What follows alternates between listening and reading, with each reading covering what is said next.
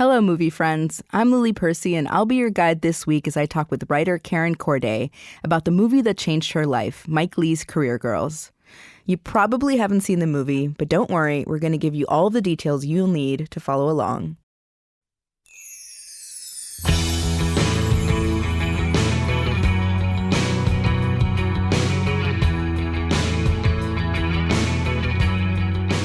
The first time I saw Career Girls, I was 15 years old and going through my first breakup.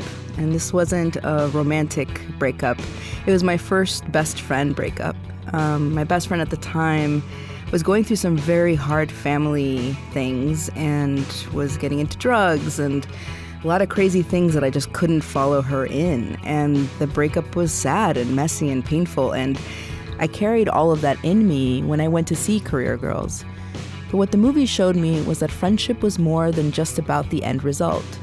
That it didn't matter if my best friend and I at the time would get back together or that we would overcome all these obstacles that were keeping us apart. Career Girls showed me that once you make that connection, it's for life. Your love for them doesn't go away just because your friendship ends. It's funny, but all these memories keep flooding back. See, I hate looking back. Yeah, but don't forget, I don't remember my childhood, and that's why remembering's so important to me. Oh. Who wants a crap memory, though? You haven't really changed. Do you want some more rice? No, thanks.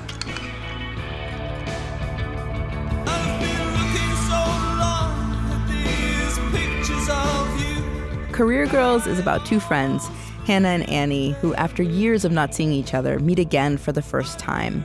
They were first friends and roommates in London in their college years, and they're now in their 30s, and yet in many ways it's like nothing's changed. You're the only person who's ever really appreciated me. Am I? Yeah.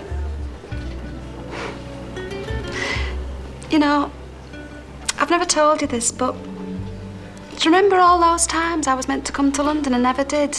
Yeah. I didn't because I was scared. What were you scared of?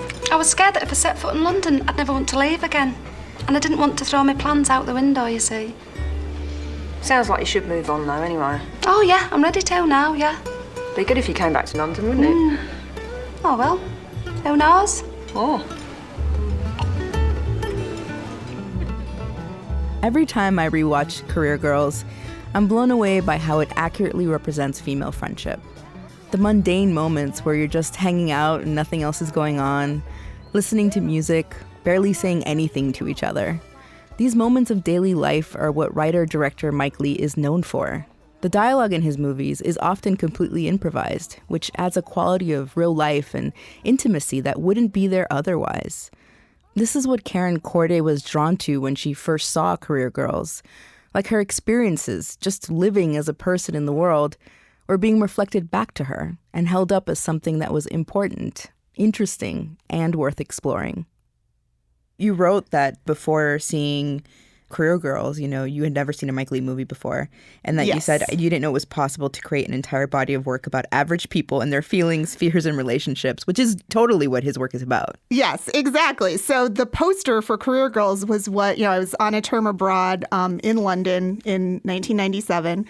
And the poster, which is just two women just with kind of normal clothes and hair and just sort of average looking. It hangs in my bedroom. I know it. Oh my gosh. That's beautiful. So I was like, oh, what's this? Who are these regular people starring in a movie? Isn't that fascinating that you were drawn to literally just seeing women who looked like women? Yes. Sad but true. Wow. But yep. And so in I went, and it blew my mind just from the get-go. It's a very sort of quiet, slow movie, just sort of day in the life of two friends who, met in college and now they're getting together again for the first time as adults. And then the movie is sort of shown in modern 1997 times and then flashbacks to 1987. And that's it. And I just watched completely transfixed through the entire thing. Everybody's got different traits. That's right, yeah. Like you've got your cardinal traits. Central and secondary. I'm having one explanation. I don't need two. I'm not stupid. Thank you very much. No, there's like three different groups of... Traits. Yeah? Yeah. What do you think your cardinal... My cardinal trait is... What do you think about Margaret Thatcher? Do you think she will be assassinated? Or do you think she will carry on ad nauseam into the next century? How do you both feel about that? I don't know. That's right, Annie. You don't know. And you don't care. Let's face it. See, Abraham Lincoln's cardinal trait was honesty. Yeah, look what happened to him. So I don't know if you know this or not, but Mr. Fred Rogers, who's one of my heroes, when he accepted his Lifetime Achievement Award at the Daytime Emmys, he got up there on the stage and he asked everyone in the audience to take 10 seconds to think about all of the people that had brought them to where they were today. And I won't ask you to do that, but because we'll just start crying. Right. But I will ask you to think back to that first time you saw Career Girls, Yes. and then just take the 10 seconds, and I'll chime back in when the time is up, and just think about that first time you saw it. Okay.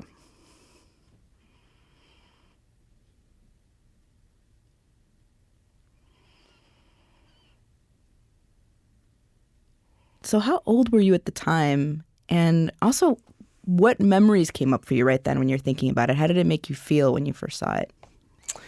I was 21 years old when I saw it. It made me feel seen. It made me feel, for the first time, my sort of experiences just living as a person in the world were being reflected back to me on a screen and sort of held up as something that was important and interesting and worth exploring. And so at 21, you're actually living, in many ways, what they were experiencing in those 80s flashbacks in college. Yes, yes. And, the movie starts, it goes into the flashback pretty quickly. And I think the first time that I was really kind of just completely struck by the movie is that the apartment that they rent together, one of them, Hannah, is already in an apartment and with a woman named Claire, and they're looking for the third roommate, Annie. And the apartment actually looks like a college apartment. Yeah, and, it really does. It's very dingy and dark, and there's just posters and Just hung up with like gum, it looks like, just tacked on the walls. Yeah. Yes. And I think also, I mean, I don't know enough about movie making techniques to know this for sure, but I think the way that the flashbacks are filmed are purposely kind of made to look sort of a little grubby and shaky, not only to reflect, that college is kind of a grubby, shaky time, right? Yeah. But then obviously I didn't have memories of college during that time. Because you were in college. Yeah. Right. But I have them now.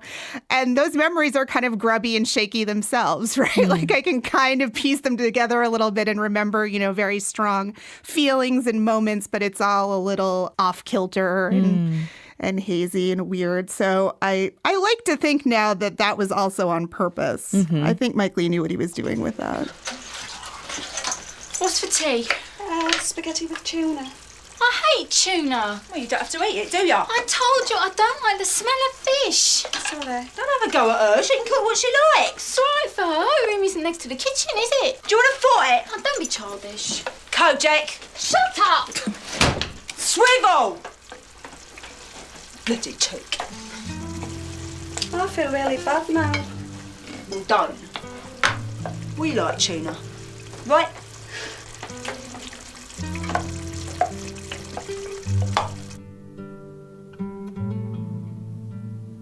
So you touched upon like that feeling of being in college and seeing yourself reflected. And, whenever I watch this movie, which I've done many times, I'm really struck by all the various themes that are kind of running through it, like the complexity of female friendships and also the idea of our chosen family, like the family that we make out of our friends and that we choose, right? And then there's a kind of sadness that also permeates all of it because it's also talking about growing up and how hard that is and how awkward and uncomfortable all of those experiences can be when you're figuring out your identity and who you are. And the thing that came across to me this week watching the movie again was the importance of living in the moment of being grateful for that friend that you have in that moment, for that moment that you're sharing, because it's going to be gone, right? And you know that looking back, but you don't know that when you're living it. And I just wonder, since there's so many things and so many possible lessons that you can learn from this movie, what you took away from it. Yep. So you just said it perfectly. I think further takeaways for me is the importance of that kind of mindfulness of recognizing and respecting and appreciating the small, kind of seemingly inconsequential moments of your life.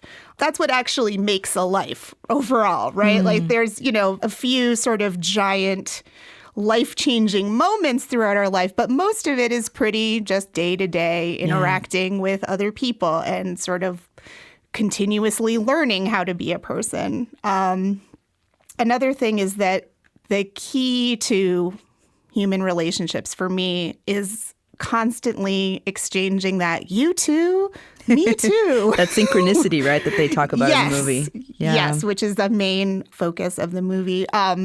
I just started writing in public a few years ago. I didn't publish anything until I was 38 years old.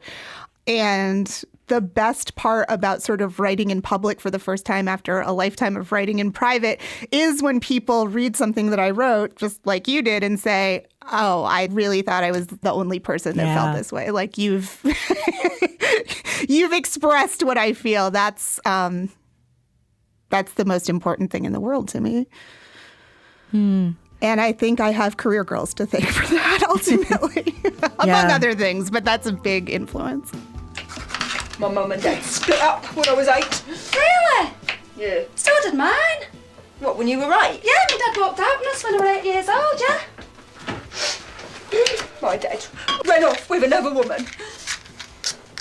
So did mine. Coincidence, eh? Synchronicity. Yeah, but what is synchronicity and what's, coincidence? Because, Jung says that synchronicity is when two different things happen at the same time. One's being a normal state and the other, there's a psychic one. Do you know what I mean, Kitchen synchronicity. All right. Hello. Well, it's amazing. You write, actually, in that piece about career girls that we all carry around so much pain and despair. And when we're young, we don't know where and when it's safe to share this pain. We don't know who's going to look at us like we've grown 2 heads, like they don't know what we're even doing here, the way Claire does to Hannah and Annie several times throughout the movie. Yes, exactly. I mean, I think that, there's an ongoing discussion about vulnerability in the movie. Hannah in particular talks about how she is so afraid to show any sort of vulnerability, and she envies Annie the fact that she can be vulnerable with people. And that vulnerability to her equals weakness. And then in preparation for this movie, I actually read some interviews with Katrin Cartledge and Linda Steadman, who are the actresses that played Hannah and Annie. And Katrin Cartledge talked quite a bit about that and said, particularly for women, it's hard to kind of live out that vulnerability and strength. The world is not hospitable to that. So to find another person who sees that about you and encourages it is huge. I've always envied you, Oh, don't be so daft. I have. Why? I don't know. I admire your innocence. What do you mean? You're a very sort of trusting person. I trust people too easily. That's why I get walked over. You see, I envy your ability to stand on your own 2 feet. Yeah, but that's just self-protection, isn't it? And the way you deal with men. That's all I ever do is deal with them. I mean, at least you're able to fall in love with them, even though you are a walking open wound. I'm just not strong enough to be as vulnerable as you. But I see that vulnerability as a weakness. You're the strong one. Well, you see, if we could be a combination, we'd be the perfect woman, wouldn't we? Unfortunately, we can't.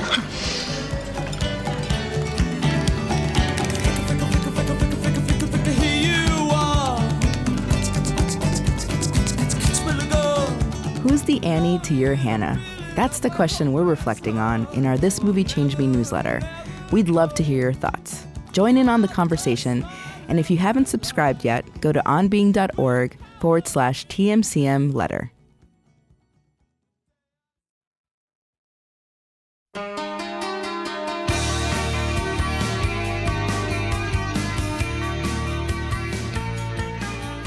Yeah, and in so many ways they represent those two, often the way that two sides of women that are portrayed, right? Either you can be kind of tough and hide your emotions, or you can be all emotion, right? Like a raw nerve. And that's Hannah and Annie. Yes, exactly. And it's funny, they have that dinner scene where they're kind of processing all of this stuff that's happened to them during their day. And they say, you know, oh, if we were combined, we would be the perfect woman. And I'm just like, well, I consider myself a combination of the two of them. You know, I, like Hannah, in my entire life have been told that I'm too aggressive. The scene where their friend Ricky is sort of discussing their cardinal traits, and he says to Hannah, you know, you're very aggressive. You're always coming forward. Yeah. I can't even tell you how many times I've heard that. So that was like, I can relate. Yeah. Yes. It's called being direct, people. That's all it is. Yes, exactly. Right? Live it. But then, unlike Hannah and like Annie, I am a big crier. When Annie says, you know, I started crying when I was 8 and I've never stopped, you know, that's another moment where I'm like, oh, that's me. Me too. So I don't know. Sometimes I feel like that it's easy for me to be like, oh, I'm actually the worst parts of both of them. But of course, you know, the whole point of the movie, well, not one of the points of the movie is that the things that you think are your worst traits are also what makes you you and gives you strength. So try and keep that in mind too. So true. I love also that you pointed out how the film is just filled with all of these very kind of mundane scenes of them just hanging out together and talking together. Because I think what struck me the first time I saw it was how that's exactly what a female friendship is. I mean, that's what friendship is for everyone, right? But I can only speak as a woman. Right. Exactly. When you meet that person who you have that synchronicity with, your whole friendship is filled with these moments. And that's what you remember is the time where you woke up really early and were eating breakfast together and you had that conversation about your parents and you were both struck with the similarities. And I can't think of any other movie that does that so well. No, I think it's pretty singular in that way. And I also love the fact that the scenes where they are kind of hanging out together and are being sort of the most vulnerable with each other is when they're eating. Yeah. In the college when they're preparing that tuna and spaghetti that they like and Claire hates, right? Like Claire's all upset that they're making a tea that she doesn't like. But yes, exactly. And then, you know, the second time is after they've had that whole day together and then they go out to eat. So it's that also kind of speaks to my relationship. I've had a lot of sort of big sort of soul-bearing conversations with other women over food. So it's no coincidence. Yes. Does that make sense to you? No. Here I am, you know, like, trying to end it with this guy, and he's telling me that I want to marry him. You know, and I really didn't. I didn't. Well, sounds like a dickhead to me. Well, he is a dickhead. How long were you with him? Year and a half. Oh, I don't know how you put up with it. Well, I didn't, because I left him, didn't I? Well, he wouldn't have lasted a weekend with me. That's my problem. And none of them do. I just can't hack it. Serves me right for getting involved with a bloody drunk. Yeah, I know what you mean. I've just been involved with one of them. Oh? Oh, I don't know. Were you supposed to meet a man, you know, at 30? Did you leave your Zimmer frame on the train? Thank you very much, it was lovely. Do you want some more? Oh, no, I couldn't. So, I mean, we've kind of talked about this and how Career Girls has a kind of sadness that hangs over it all throughout. It's like the sadness that comes with nostalgia, right? And looking at the past and who you once were, and also the discomfort of watching two awkward people be vulnerable with each other and insecure with each other. Yes, they're so awkward. But they're also really funny, right? And I think Hannah in particular, you know, she has all those impersonations she does and one-liners. And I mean, this is why she's my favorite character, apart from the fact that I relate to her and her fear of vulnerability. But I just wonder, you know, what are the lines that really stand out for you, those moments that you kind of always go back to and play over and in your head? I love their ongoing joke about the Brontes. Oh, Miss Bronte. Yes. You know, the Brontes, we always get the brunt of everything. And we should explain that it's because they use Wuthering Heights almost like as an oracle, a guide where they ask it a question and then they flip open to the page and then that's the answer to their question. Yes, exactly. So I love, and then there's kind of a little side note about how they went to, I don't remember which Bronte sister it is, maybe it's her, but they went to her house on a vacation Yes, together. because it was close to Annie's house. Yep. Yeah, exactly. Come on, ask Emily your question. Okay, will I find a fella soon? No, you got to say Ms. Bronte twice. Oh, sorry. Miss Bronte. Ms. Bronte. Oh, okay. Ms. Bronte. Ms. Bronte. Will I find a fella soon? Shh. Wait for it. Must come. Well, at least he'll know what to do with his index finger, won't he? So I want to read for you. I don't know if you've ever read the foreword to the screenplay for the movie. Oh, I don't think And I Mike have. Lee wrote this foreword, and I think you'll appreciate it, and it's really beautiful. So, All right. so he wrote this in 1997. I mean, I think upon the release of the movie, they also released the screenplay as a book. Okay. So he says, as old and as wise as you get, or as much as you age, it's still the same old innocent baby you tucked away in there. Run into an old friend years later, and very soon those encrustations of time fall away. Time moves forward and yet stands still simultaneously. Sometimes journeys are longer than others. The ones between 30 and 40 or 40 and 50 are far, far shorter than the long trek from 20 to 30. When you're around 20, you're a seasoned grown-up in many ways, but you haven't quite made it out of your innocent childhood. Most of us at that age are still sorting out the jigsaw puzzle of who we are and who we think we want to be, and how to be who and what we think we should be. Like Hannah and Annie and the others, we're still experimenting and struggling with our identity, even if we don't know or admit it. But by the time you're 30, you're definitely a grown-up, and you've got it sussed. Or have you? In High Hopes, which is another film that he did, Cyril says, from 25 to 35, best years of your life, ain't they? Perhaps those years also contain one very special, particular Rubicon, the real end of your childhood. So I wonder, as you've gotten older and kept watching this film, how it's changed for you, how you've grown with it. Oh my gosh, that's a really good question. Especially since I think I am. When I first saw the movie, I was the age they are in the flashbacks, and I was like, oh, that's kind of sad that by the time they're 30, they're really these sort of just shadows of themselves. That's how I saw it at first. The perspective of a 21-year-old, exactly. Yes, like, oh, they just kind of have these jobs that they don't really care depressing. about, Yeah. and they live in, and I think my career's maybe been slightly better than theirs, but maybe now only because I'm 40. So maybe when I was 30, I would have said the same thing. But the life that you think you're going to lead is very different when you're younger, and their evolution into, I guess what Mike Lee calls the sort of the beginnings of being a grown-up has rung very true for me. And I think I would have been a little disappointed in myself if I had kind of seen down the line when I was 21, but in retrospect, I'm not. Like, I'm pretty happy with the way that my life has turned out, but it's sort of that realization that not everyone is going to set the world on fire. Yeah. But you still have your place and you still have your role. I do. And I also, like I said, I had always been a writer and kind of always dreamed of being a writer. And I didn't dare do anything about it until I was in my very late 30s. So that's not something that I would have predicted when I was younger. So there's been, some great surprises too. Well, and I think you're talking about a satisfaction that also comes with growing more into yourself, becoming more yourself. And I think that's one of the things that has always struck me whenever I've shown this movie to people, especially to girlfriends. They're always like, oh, this movie is so sad. I'm like, really? At the end, I actually feel like it's really hopeful because they've grown, right? And they're still friends. What's sad about it is the passage of time and how you can't avoid that. But they are still who they are, and yet they're better and they're happier.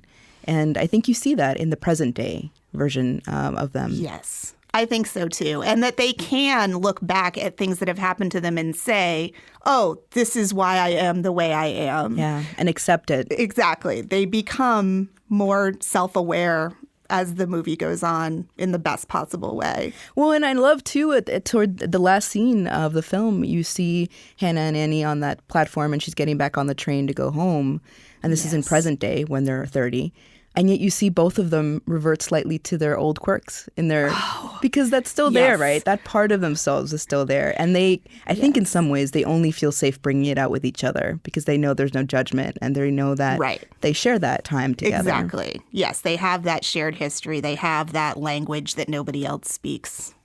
Do you think that they do actually keep up with each other after that visit? This is the thing that kind of haunts me. That's the big question, I know. Honestly, no, I don't. Yeah, same. And it's true to life. It's true to life. Yes. Yes. Like that could very well be the last time that they ever saw each other. And that doesn't lessen it at all, right? It doesn't lessen the experience they had or the love they have for one another.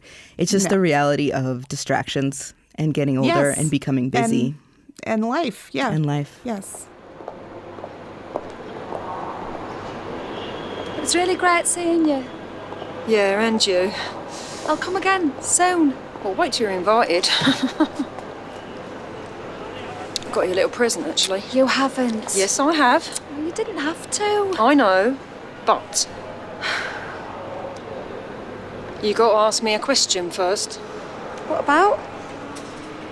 Very important question about your life. Okay. And you got to say Ms. Mills twice.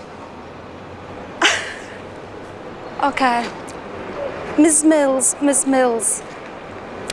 Will I find true happiness soon? Ta-da! Pang! Load of rubbish, always was. Thank you. It's a very special present. See ya. Bye. Ta-ra. Let's not leave it 6 years this time. No, I won't.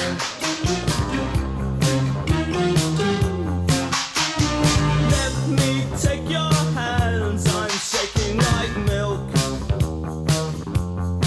Karen Corday writes about feelings, songs, movies, relationships, memories, old things, karaoke, and books. Her writing has appeared in publications like Brooklyn Magazine, The Washington Post, Brit Plus Co., and you can find the beautifully insightful piece she wrote about career girls on her website, KarenCorday.com. Channel 4 Films and Thin Man Films produce Career Girls, and the clips you heard in this episode are credited entirely to them. 20th Century Fox most recently distributed the movie in the US, so please petition them to re-release it. We want to see this movie more. The music you'll hear in the movie, and that we featured in this episode, is by Hannah and Annie's favorite band, The Cure. We move like cagey tigers, oh, we couldn't get closer than this. Next time on This Movie Changed Me, we'll be talking about the epic tale of genius, jealousy, and deception, Amadeus. You've got a week to watch the movie before our conversation, and fair warning, you might not be able to get Mozart's crazy laugh out of your head once you've seen it. The team behind This Movie Changed Me is Maya Terrell, Chris Hegel, Tony Liu, Kristen Lynn, and Lillianville. This podcast is produced by On Being Studios, which is located on Dakota land. We also produce other podcasts you might enjoy, like On Being with Krista Tippett and Becoming Wise. Find those wherever you like to listen, or visit us at onbeing.org to find out more. I'm Lily Percy, and I'm off to start the campaign to get Career Girls re-released. This podcast is produced by On Being Studios in Minneapolis, Minnesota.